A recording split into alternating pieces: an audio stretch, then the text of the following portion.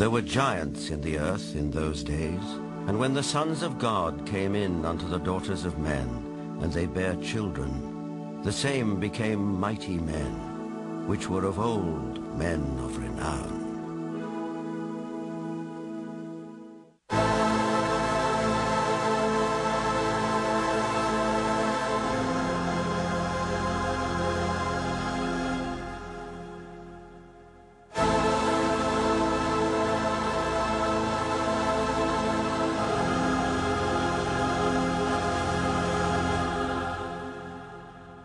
The Maya and Incas of South America believed a race of giants existed on Earth before the Great Flood.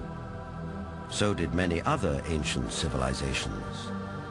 Some took them for gods, others left likenesses of them in stone or wrote about them in their histories. The Greeks and Romans told of blood falling from heaven and landing in the lap of the earth goddess Gaia, who gave birth to the Titans, a race of fearsome giants.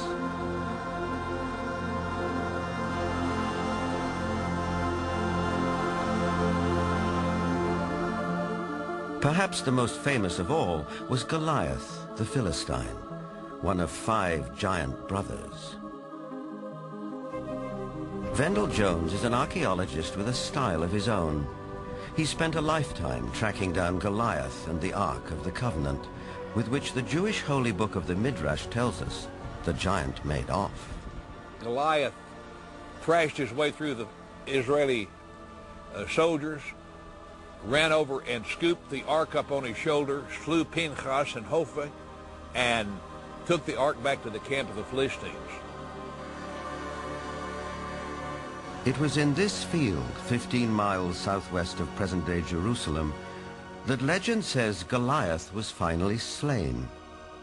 Not by a giant warrior like himself, but by a puny boy, David, who, as this 9th century BC tablet indicates, would later become king of the Israelites. The spiral-shaped Gilgal Rephaim is situated in the Golan Heights, 50 miles from Damascus.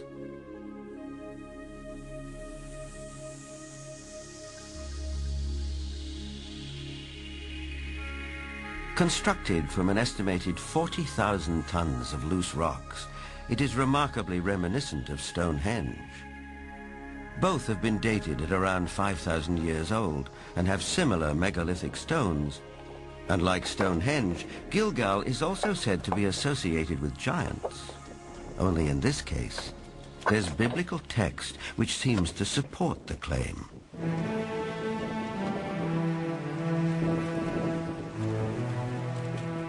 Israeli archaeologist Daniel Herman is investigating the newly opened grave. This is a tomb of someone obviously a very powerful man. Look at the size of the stone slabs used. This must have taken an enormous amount of time and effort to construct.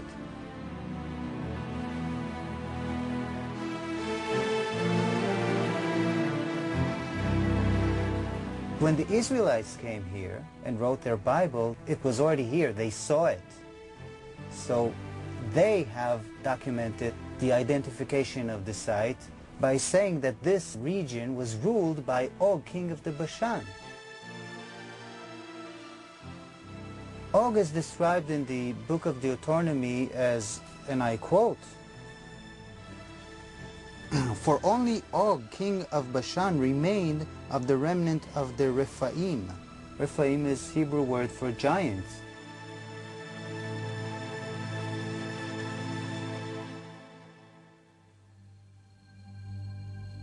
In Lebanon, 44 miles from Beirut, are the imposing ruins of Baalbek.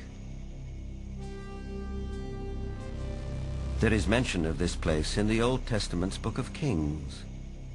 Baalbek in particular is a very good example. That has the trilithon. Those are the largest stones in the world ever used for construction. They're so large we don't even know their actual weight.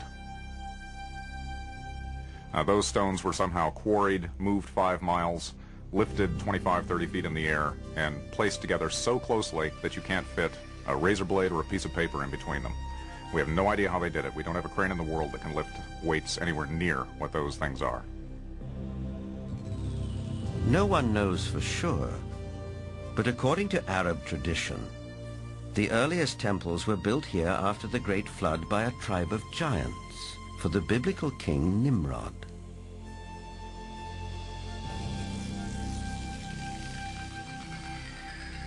But what exactly do we mean by the word giant? Bloodthirsty monsters like the one-eyed Cyclops of Homer's Odyssey? Or the fee-fi-fo-fum ogres of children's fairy tales? Or could it also include peaceable giants? The tribe, for instance, are very large.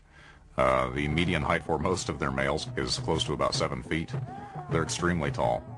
There are biblical references to even taller people who lived in ancient times. Rabbi Itzhak Mamostin of the Center of Jewish Studies in Vancouver, Canada. It seems quite clear because of the references in Genesis and later on the book of Numbers and also in Deuteronomy, which are all fairly consistent with each other, that there were gigantic beings that seem to stem from pre-flood era.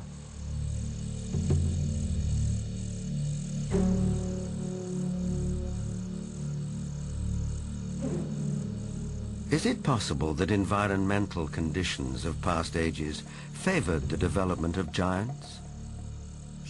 Certainly we know from fossil evidence that some species, like dinosaurs, grew many times larger than they do today. A supporter of this thought-provoking and controversial theory is Dr. Carl Bohr. Optimal genetic expression means the best that the organism has within the DNA is expressed because of favorable atmospheric conditions. Based on fossil evidence, trees like the California giant sequoia grew much larger than they do today. One theory explains this by proposing that environmental conditions in the distant past were more conducive to gigantic growth.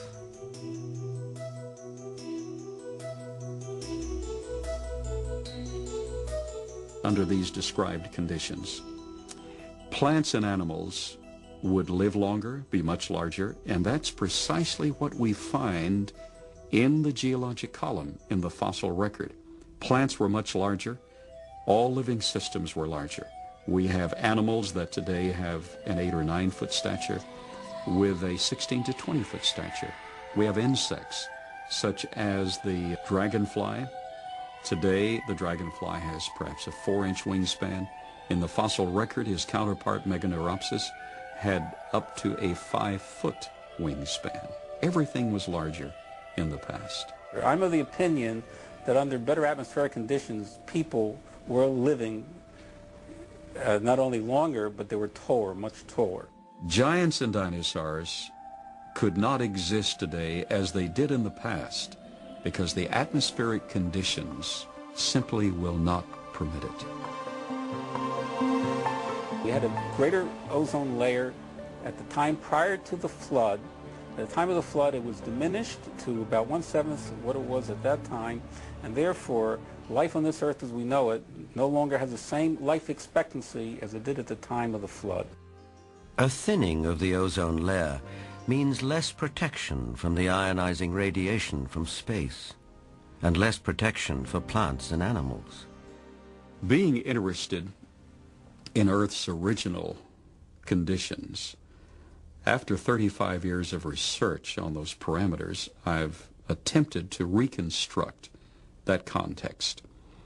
And in so doing, I've had our engineers build a biosphere that doubles the atmospheric pressure, that increases the electromagnetic energy, that increases the ratio of oxygen, but not to the level of toxicity, that eliminates ultraviolet radiation, etc. And the experiments that we've run have been very gratifying.